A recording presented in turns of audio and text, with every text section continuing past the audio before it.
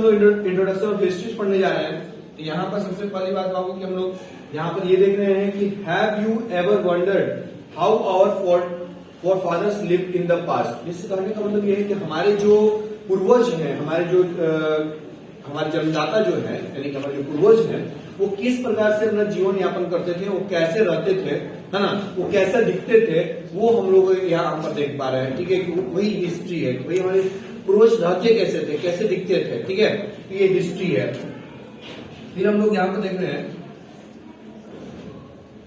आगे की ओर कि यहाँ पर आप देख सकते हो कि वो अपने what they eat and what they wear, यानी वो क्या खाते थे और क्या पहनते थे। पहले हमारे जो प्राचीन समय के जो मानव जाति थी वो क्या खाती थी और क्या पहनते थे वो देख रहे थे। आप देख सकते हैं बाबू कि ये लोग बाबू अपना हंटिंग करने के लिए कुछ औजार बनाए हुए हैं और दौड़ते हुए हिरण और जितने भी जीव जंतु हैं उनको मार कर खाने का करते थे और उनके मांसों को लपेटने का काम कर रहे हैं। देख रहे हैं आप यहाँ पर मांस को लपेटे हुए हैं ये। ठीक है, उसमें दाढ़ी मूछ वैसा बनाने का कोई रीति नहीं था कि हेयर कट ऐसे करवा के चलना है, ऐसे दाढ़ी का ऐसे स्टाइल होना चाहिए, ऐसा कुछ नहीं होता था। जैसा दाढ़ी जैसा मूछ आ जाता था वैसे वो लोग रखा करते थे, क्योंकि कोई भी स्टाइल उन्हें पता नहीं थी।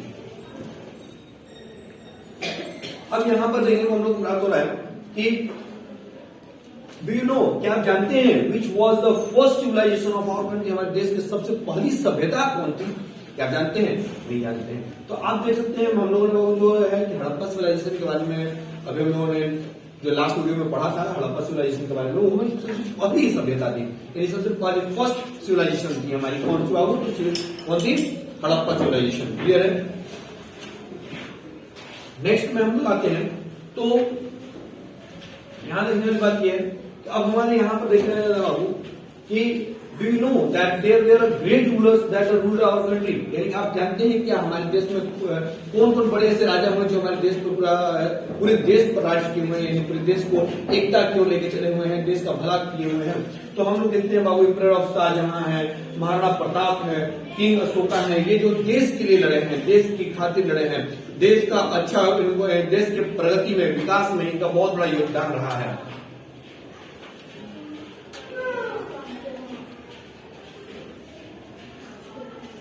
क्या आपको do you know Vasco da Gama discover the sea route of the country, यानी आपको मालूम है कि पुर्तगीज यानी यूरोप से ये बिलोंगेड थे, यानी यूरोप जो कॉन्टिनेंट है वो वहां से बिलोंगेड थे वास्को डी गामा जी, और उन्होंने भारत जो पहले से ही हरा बसा जो देश था वहां से यहाँ तक के जो सी रूट है समुद्री मार्ग का जो खोज किया उन्होंने किसने किया था? तो भाई वास्को डी गामा जी ने किया था, वास्को डी गामा जी।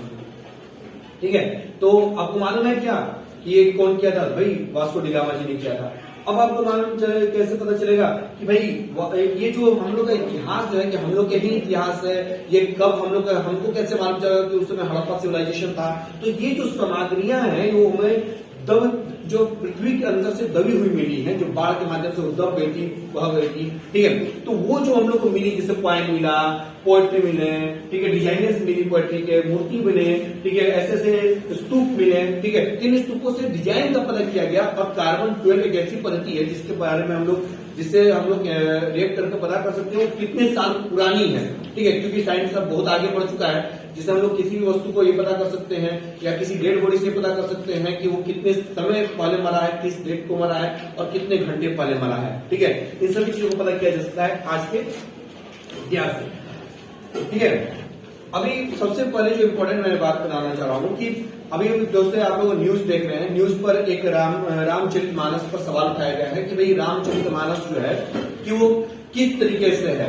ठीक है, रामचरितमानस जो है, रामचरितमानस में जो चौपाई लिखी गई है वो चौपाई का बहुत लोग विरोध कर रहे हैं। उस विरोध के बारे में तो मैं बताना चाहता हूँ बाबू कि आप लोगों को कि यहाँ पर जो रामचरितमानस की जो चौपाई लिखी गई है, ठीक है, वो इस प्रकार से लिखी गई है कि वहां पर बहुत अच्छी जिक्र की गई है। आप तो उसको अच्छे से पढ़े तो अच्छा लगेगा। जैसे उसमें एक चौपाई है जिसका अर्थ लोगों ने इस प्रकार से, उसका अर्थ यह है कि ढोल गवार शूद्र पशुनारी सकल ताड़ना के अधिकारी, मतलब जिस तरीके से बोला जा रहा है कि जिस तरह से गवार, कोई गवार हो, गवार उसको बोला जाता है जो पढ़ा लिखा ना हो और बेढंग बातें कर रहा हो, किसी को गाली गलौज कर रहा हो, ऐसे लोगों को जब हम लोग ताड़ना मतलब होता है मारना पीटना, ठीक है। लेकिन मैं बताना चाहता हूं ऐसे लोगों को जो आज हमारे रामचरितमानस पर सवाल उठाए हुए हैं, ठीक है, या ऐसे लोगों को मैं बताना चाहता हूं जो इसको राजनीति का एक पार्ट बना चुके हैं अपने फायदे के लिए। तो भाई भगवान से डरिए एक बार, ठीक है, क्योंकि ये इस दुनिया में अगर देखा जाए तो आपको बुढ़ापे के बाद अगर ये दुनिया लोग छोड़कर ही जाना है, यहाँ पर कोई रहने नहीं आया है, तो आप थोड़ा सा डरे भगवान से, क्योंकि ये किराए का घर है और किराए का जीवन है। किराए का जीवन जब बहुत जल्द समाप्त हो जाएगा और आप वहीं पर जाइएगा जहां पर आपको परमानेंट रहना है, ठीक है। तो आप थोड़ा डरिए भगवान से, क्योंकि यहाँ पे जो लिखा गया है रामचरितमानस में, ढोल, जिसका अर्थ आप लोगों ने निकाला है, ढोल गवार शूद्र पशुनारी सकल ताड़ना के अधिकारी। तो जिस तरीके से ढोल पर अगर हम लोग जब ढोल को जब हम मारते हैं पीटते हैं तो उससे जो निकलने वाली जो साउंड होती है, जो आवाजें होती है, वो हमारे बहुत यूज होती है और वो आवाज को ही हम लोग तरीके से सुन पाते हैं या उस ढोल के साथ रह पाते हैं, ठीक है।